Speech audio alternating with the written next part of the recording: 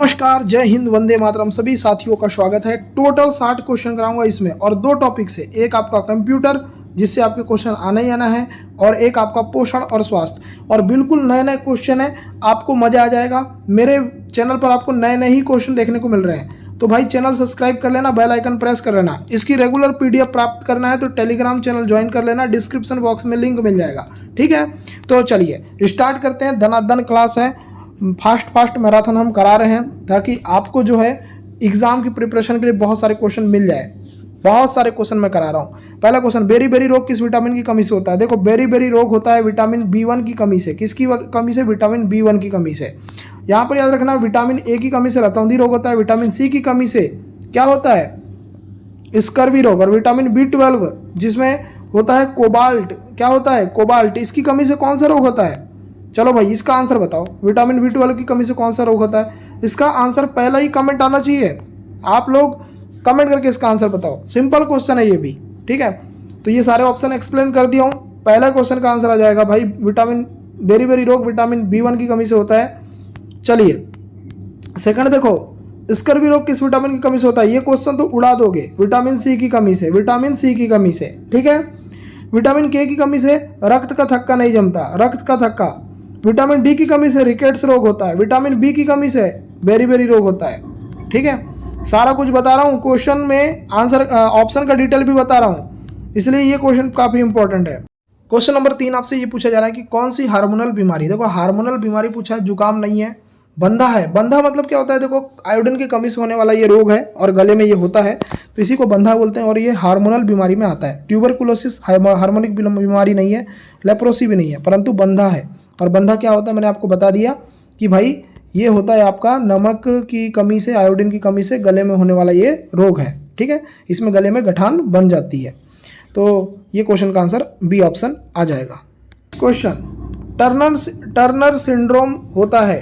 Turner syndrome होता है, तो टर्नर सिंड्रोम किसको बोलते हैं? तो XO को बोलते हैं टर्नर सिंड्रोम।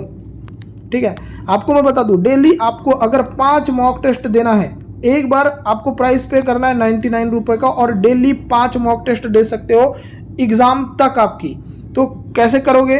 तो इस नंबर पे मैसेज करना 8827419259। इस नंबर पे मैसेज करना, आपको बता देंगे कैसे देना है और कैसे ग्रुप में ज्वाइन होना है। ठीक है, ये आपकी स्वेच्छा के ऊपर है पूरी तरीके से। चलिए अब देखो, ये टर्नर सिंड्रोम क्या होता है? तो ये XO को हम टर्नर सिंड्रोम बोलते हैं। चलिए पांचवा, हीमोफीलिया रोग है। जो क्या करता है? हीमोफीलिया रोग क्या करता है? तो ये आनुवांशिकी और लिंग संलग्न के लिए जिम्मेदार होता है। नेक्स्ट, प्रतिजैविक औषधि अधिकतर किसमें मिलती है? जीवाणु में, विषाणु में, शैवाल में या फफूंद में? प्रतिजैविक औषधि हमेशा किसमें मिलती है? जीवाणु में। चलिए नेक्स्ट, वायरस की सर्वप्रथम खोज किसने की थी? वायरस की खोज, तो वायरस की जो खोज की थी वो की थी डी इवानोवस्की ने। यहां पर आंसर आ जाएगा सी। 175 नंबर अगर आपको लाना है तो पूरे के पूरे क्वेश्चन रट्टा मार लेना, मैं जो आपको दूंगा यहीं से क्वेश्चन आएंगे, ये मैं गारंटी देता हूँ। पर पहले से गारंटी देना भी तो गलत बात है ना, परंतु मैं आपको ये वादा कर रहा हूँ कि यहीं से आपको क्वेश्चन देखने को मिलेंगे। जीवाणु की खोज की थी, किसने की थी भाई? जीवाणु की खोज की थी A.V. ल्यूवेनहॉक ने। ए आंसर करेक्ट आएगा। चलिए नेक्स्ट, जीवाणु को पादप मानते हैं क्योंकि इनमें वृद्ध कोशिका भित्ति होती है, वे गति नहीं करते, सभी जगह उपस्थित होते हैं, विखंडन द्वारा मल्टीप्लाई करते हैं। जीवाणु को पादप क्यों मानते हैं? तो जीवाणु को हम पादप इसलिए मानते हैं क्योंकि इनमें वृद्ध कोशिका भित्ति होती है। A answer. क्वेश्चन नंबर 10 देखिए, 10 क्वेश्चन पूछा जा रहा है कि टाइलिन का जो स्त्रावण है वो कहाँ पर होता है? टाइलिन का जो स्त्रावण होता है ये लार ग्रंथियों में होता है। दोस्तों याद रखिएगा, लार ग्रंथियों में। चलिए अब देखते हैं क्वेश्चन नंबर हम 11वां देखेंगे। लार में स्थित टाइलिन किस माध्यम में कार्य करता है? क्षारीय माध्यम में, लगभग उदासीन माध्यम में, फिर दिया है प्रबल अम्लीय माध्यम में, सभी माध्यम में। मैं आपको बता देता हूँ, लार में स्थित टाइलाइन जो है लगभग उदासीन माध्यम में कार्य करता है। चलिए नेक्स्ट क्वेश्चन 12वां, अग्नाशय में अग्नाशयी रस एवं हार्मोन को उत्पन्न करती है, कौन करती है? तो इसका आंसर आ जाएगा एसिनी की कोशिकाएं व लैंगरहैस के द्वीप समूह। ठीक है, चलिए नेक्स्ट, आंत्र का सी आकृति का सबसे चौड़ा भाग क्या कहलाता है? अग्नाशय, यकृत, ग्रहणी, थायराइड। इसका जो आंसर आ जाएगा ना वो आ जाएगा ग्रहणी कहलाता है। नेक्स्ट, जठर रस में उपस्थित कौन सा पदार्थ हानिकारक जीवाणुओं को नष्ट करता है? तो ये करता है HCl। HCl जो होता है वो जठर रस में होता है और ये हानिकारक जीवाणुओं को नष्ट करता है। 15वां देखो, निम्नलिखित में से एक लार का घटक नहीं है। बाइकार्बोनेट, लाइसोजाइम, ग्लूकोज या दिया इम्यूनोग्लोब्यूलिन। तो इसका जो आंसर आ जाएगा 15 का वो आ जाएगा सी आंसर, ग्लूकोज। एक लार का घटक नहीं है ग्लूकोज। 16 देखो, पित्त के बारे में कौन सा कथन गलत है ये बताना है। पित्त के बारे में जो कथन गलत है वो आएगा सी वाला, कि केवल शर्कराओं को के सामान्य पाचन के लिए आवश्यक है। ये बिल्कुल गलत है। चलिए देखते हैं 17, निम्न में से कौन सा पित्ताशय का कार्य है। तो पित्ताशय का कार्य क्या है, तो ये क्वेश्चन का आंसर क्या आएगा, तो इसका आंसर आ जाएगा पित्त संग्रहण करना, बी आंसर आएगा। नेक्स्ट पूछा ये जा रहा है, लीवर कुहन की वरारे विलाई के मध्य स्थित होती है, इसके द्वारा स्त्रावित किया जाता है, स्त्रावित है, ठीक है। तो क्या स्त्रावित किया जाता है, इसके द्वारा स्त्रावित किया जाता है सकस एंटेरिकस। 19 कर्णमूल लार ग्रंथियां पाई जाती है जीभ के नीचे, कान के नीचे, आँख के ऑर्बिट के नीचे, जबड़ों के कोणों में।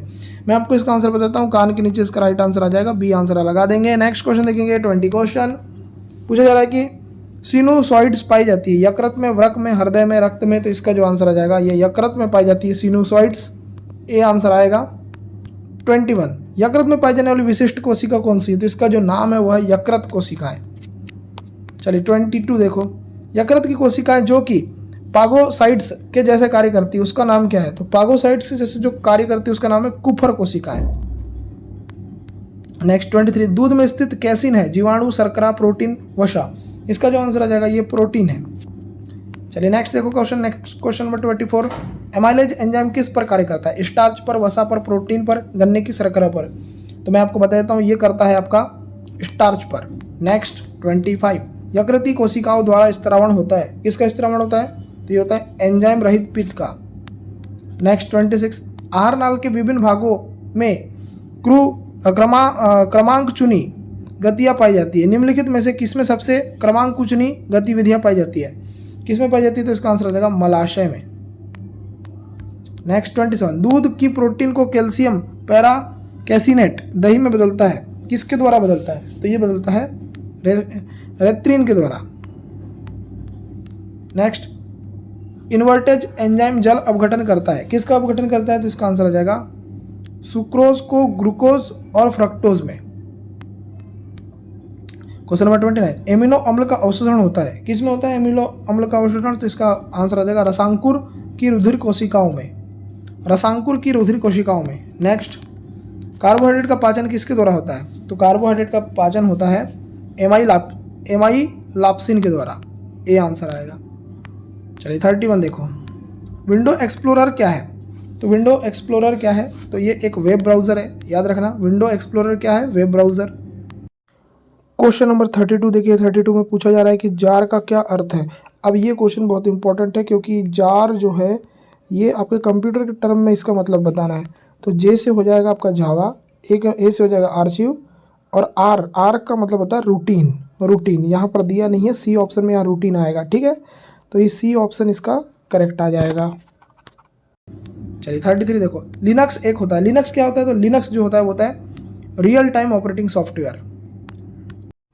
क्वेश्चन नंबर 34 देखिए, MS वर्ड डॉक्यूमेंट में प्रयोग होने वाला न्यू डिफ़ॉल्ट फॉन्ट कौन सा है। देखो मैं आपको बता देता हूँ, MS वर्ड डॉक्यूमेंट में प्रयोग होने वाला न्यू डिफ़ॉल्ट फॉन्ट होता है कैलिब्री। ये 2007 से होते आ रहा है कैलिब्री। तो यहाँ पर आपका आंसर आ जाएगा ई ऑप्शन, ई ऑप्शन इसका करेक्ट आ जाएगा।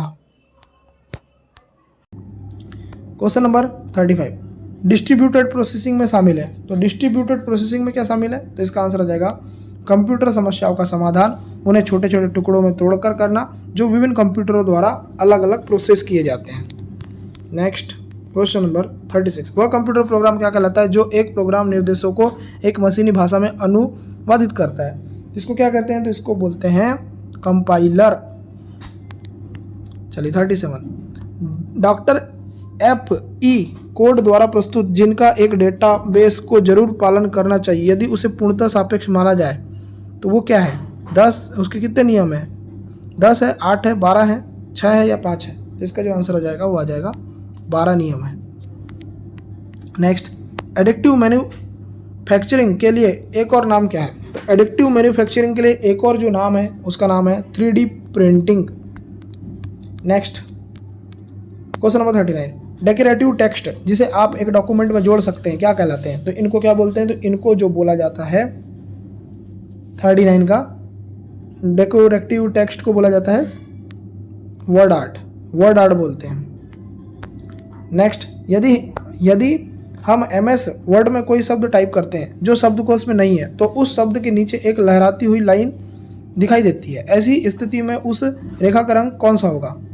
तो वो जो रेखा होगी ना वो होगी लाल रंग की, क्योंकि लाल रंग जब आप कुछ गलत लिख देते हो ना तो लाल रंग की रेखा लग जाती है। 41, निर्देशों का एक प्रकार जो मशीन कोड को भाषा में अनेक लाइनों में बनाता है उसे क्या कहते हैं? तो इसको जो बोलते हैं वो बोलते हैं मैक्रो।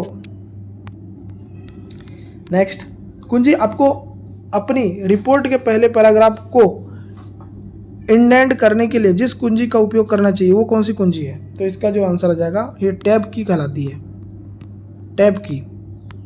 नेक्स्ट 43, निम्न में से क्या असेंबली लैंग्वेज के लिए सत्य है? असेंबली लैंग्वेज के लिए क्या सत्य है? तो इसका आंसर आ जाएगा सी, यह एक निम्न स्तरीय प्रोग्रामिंग लैंग्वेज है।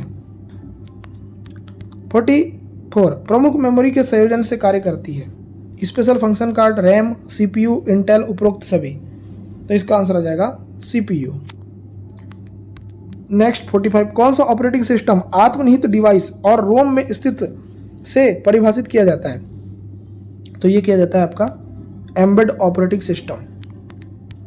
46, एक तदर्थ क्वेरी क्या है? तो एक तदर्थ क्वेरी क्या है? तो इसका आंसर आ जाएगा स्पूर ऑफ मूवमेंट क्वेश्चन।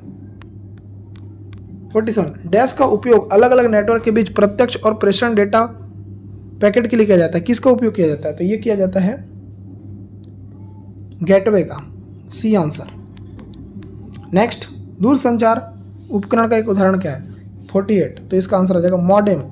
जो मॉडेम होता है ना वो दूरसंचार उपकरण का उदाहरण है। Next question number 49, trend micro क्या है? ट्रेंड माइक्रो क्या है? तो इसका आंसर आ जाएगा एंटीवायरस सॉफ्टवेयर। 49, कंप्यूटर स्मृति में दिए गए निर्देशों का भंडारण जो विविध कार्यों को अनुक्रम में या रुक कर करने के लिए सक्षम बनाता है। संग्रहित कार्यक्रम की अवधारणा शुरू करने का ये विचार किसने दिया? तो ये जो विचार दिया था ये दिया था जॉन न्यूमैन ने। ये आंसर आ जाएगा डी। उसका स्क्रीनशॉट ले लो, काफ़ी इंपॉर्टेंट क्वेश्चन है। 51, प्रोग्राम में त्रुटि जिसे गलत या अनुपयुक्त परिणाम उत्पन्न होते हैं उसे क्या कहते हैं? तो उसे बोलते हैं बग। प्रोग्राम में जब त्रुटि होती है उसको बोलते हैं बग। आंसर आ जाएगा ए आंसर। चलिए देखते हैं नेक्स्ट क्वेश्चन 52, वह रिबूट जहां मशीन के एक प्रारंभिक बूट कारण सिस्टम की पावर भौतिक रूप से बंद हो जाती है और पुनः आ जाती है उसे क्या कहते हैं? तो इसे बोलते हैं कोल्ड बूटिंग। क्या बोलते हैं? Cold booting. Option number B correct आएगा। चलिए 53, आपको किसी भी स्थान से अपने ईमेल का प्रयोग करने की अनुमति देता है। कौन देता है? तो ये देता है web mail interface. Web mail interface आपको किसी भी स्थान पर अपने ईमेल को प्रयोग करने की अनुमति देता है। 54, निम्नलिखित में से क्या सापेक्ष डेटाबेस के लिए निम्नलिखित में से क्या सत्य है? तो जो सत्य है वो है सी, यह पंक्तियों और स्तंभों में व्यवस्थित डेटा का एक संग्रह है। 55, निम्नलिखित में से कौन सा एक फोल्डर है जो मैसेज को कॉपी बरकरार रखे हुए है लेकिन अभी तक प्राप्तकर्ता को भेजा नहीं है? तो उसको क्या बोलते हैं? तो इसको बोलते हैं इनबॉक्स। ठीक है, चलिए नेक्स्ट, दो कंप्यूटर के बीच संचार करने के लिए निम्नलिखित में से किसकी आवश्यकता होती है? तो जिसकी आवश्यकता होती है वो है आपका प्रोटोकॉल।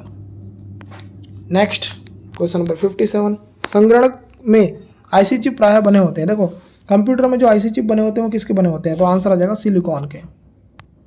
नेक्स्ट, निम्नलिखित MS एक्सेल फॉर्मूला का परिणाम क्या होगा? तो निम्नलिखित MS एक्सेल फॉर्मूला का परिणाम क्या होता है? तो ये होता है बी 0.5।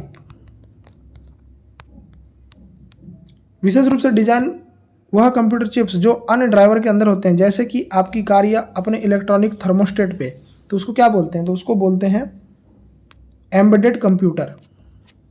चलिए आज का अंतिम क्वेश्चन 60वां, आज का की रैम का सामान्य रूप से निर्मित है। तो रैम जो है किससे बनी होती है? तो रैम बनी होती है आपके सेमीकंडक्टर आईसी से। तो यहाँ आंसर आ जाएगा सी। अब आज की रैम जो बनती है वो सेमीकंडक्टर आईसी से बनती है। तो सारे के सारे क्वेश्चन करा दिए हैं। उम्मीद करता हूँ ये क्वेश्चन आपको पसंद आए होंगे। पसंद आए तो वीडियो को लाइक करें, शेयर करें, चैनल को सब्सक्राइब करें और अगर आपको पेड ग्रुप में ज्वाइन होना है तो ज्वाइन हो जाइए। मैसेज कर दीजिए 8827419259 नंबर पर, वहाँ पर आप ज्वाइन हो सकते हैं।